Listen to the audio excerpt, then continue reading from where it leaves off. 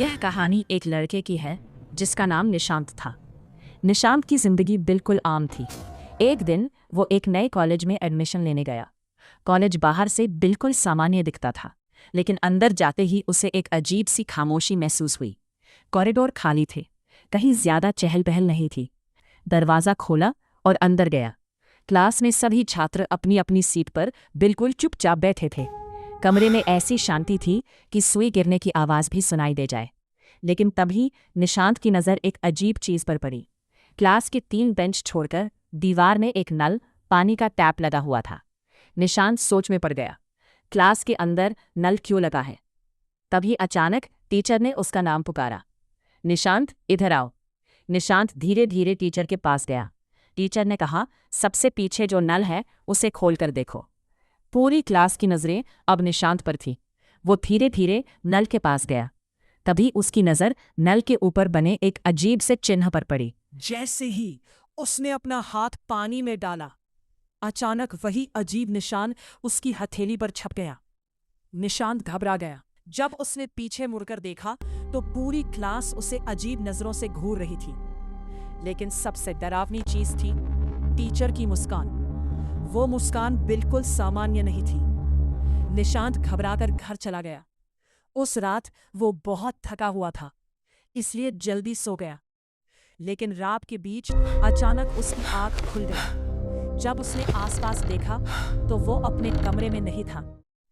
उसके सामने एक काला साया खड़ा था, लंबा, डरावना और बिल्कुल खामोश।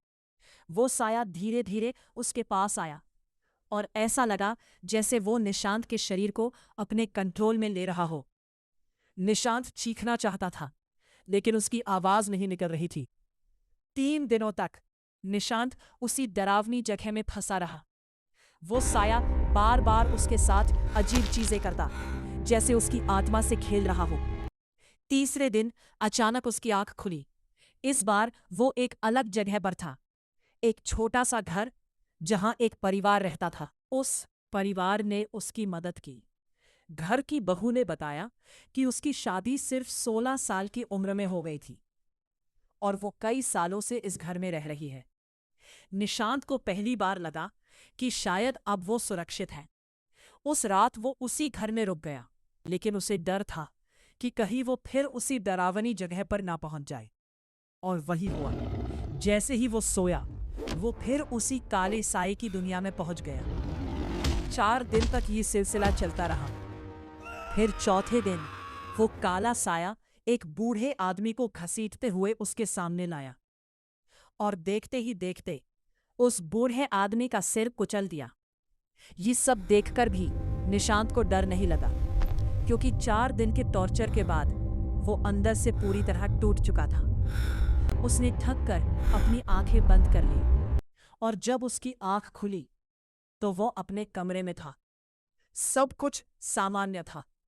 निशांत ने तुरंत अपने हाथ की ओर देखा, लेकिन उसकी हथेली पर अब वो निशान नहीं था। तब उसे समझ आया, शायद ये सिर्फ एक सपना था। लेकिन उसके मन में आज भी एक सवाल है, क्या वो सच में सपना था या फिर किसी दूसरी दुनिया का दरवाजा जो गलती से उसके लिए खुल गया था।